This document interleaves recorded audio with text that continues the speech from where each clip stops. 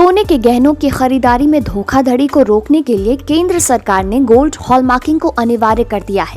साल 2000 से ही देश में हॉलमार्किंग की व्यवस्था है, लेकिन इसे अनिवार्य नहीं बनाया गया है।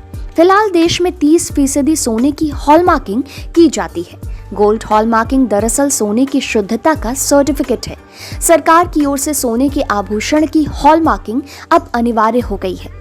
इसका मतलब ये हुआ कि उसके बाद कोई भी ज्वेलर बिना हॉलमार्किंग के सोने के आभूषण नहीं बेच पाएंगे। फिलहाल ये नियम देश के चुनिंदा ऐसे 256 जिलों में लागू हुआ है। इन जिलों में सोने की जांच के लिए सेंटर बनाए गए हैं। सरकार की कोशिश है कि इसे जल्द पूरे देश में लागू कर दिया जाए। हालांकि कुछ किस्म के सोने के आभूषणों और वस्तुओं को अभी इस नियम से छूट दी गई है। ऐसे ज्वेलर्स जिनका टर्नओवर 40 लाख रुपए से कम है, उन्हें इस नियम से छूट दी गई है। मतलब वो बिना हॉलमार्किंग के भी सोना बेच सकते हैं। घड़ियां, फाउंटेन पेन और कुंदन, पोल्की और जड़ाऊ जैसे विशेष किस्म के सोने के आभूषणों पर ये नियम लागू नहीं होगा। हालांकि सरकार ने ये साफ किया है कि 31 अगस्त तक इस नियम का पालन नहीं करने वाले ज्वेलर्स के खिलाफ ना तो कोई कार्रवाई की जाएगी और ना ही कोई पेनल्टी लगाई जाएगी।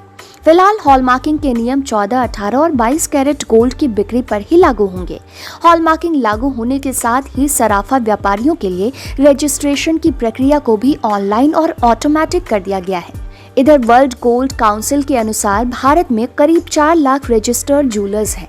उनमें से 35,879 के करीब ज्वेलर्स BIS से प्रमाणित हैं। गोल्ड हॉलमार्किंग के नियम लागू होने से अब लोगों के मन में कई सवाल भी उठने लगे हैं कि उनके पास या घरों पर जो सोना है या सोने की ज्वेलरी रखी है उसका क्या होगा। क्या उसके लिए भी हॉलमार्किंग करवानी होगी?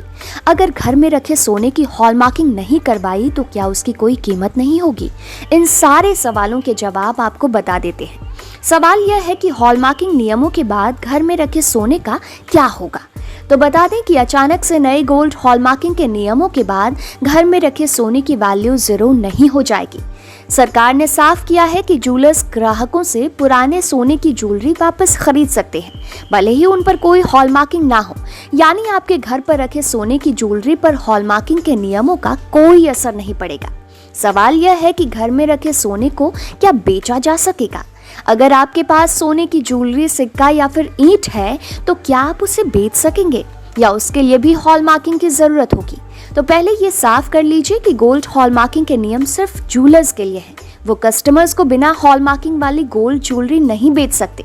अगर ग्राहक के पास पहले से बिना हॉलमार्किंग वाली ज्वेलरी है तो उस पर कोई असर नहीं पड़ेगा, उसे पहले की तरह बेचा जा सकता है। यानी अगर कोई ग्राहक सोने के गहने, सिक्के वगैरह बेचने के लिए ज्वेलर के पास जाता है तो उसे पहले हॉलमार्किंग करवाने की जरूरत बिल्कुल नहीं होगी और ना ही उसे बदलने की मजबूरी होगी। अब कईयों के मन में ये सवाल उठ रहा है कि क्या घर में रखी ज्वेलरी की कीमत गिर जाएगी? तो बता दें कि ऐसा बिल्कुल नहीं होगा। ग्राहक अपनी गोल्ड ज्वेलरी को उसकी शुद्धता के आधार पर मार्केट वैल्यू पर बेच सकता है। गोल्ड हॉलमार्किंग की वजह से उसकी कीमतों पर कोई बुरा असर नहीं पड़ेगा। अगर ज्वेलर चाहे तो पुराने ज्वेलरी की भी हॉलमार्किंग की जा सकती है। इसके अलावा नए आभूषण बनाने के लिए सोने को पिघलाने के बाद हॉलमार्क से जोड़ा जा सकता है। अगर कोई ज्वेलर ग्राहक से सोना खरीद कर उसे एक्सचेंज करने से मना करता है तो उसके खिलाफ एक्शन भी लिया जा सकता है। अब सवाल यह उठता है कि हॉलमार्किंग का गोल्ड लोन पर क्या असर होगा।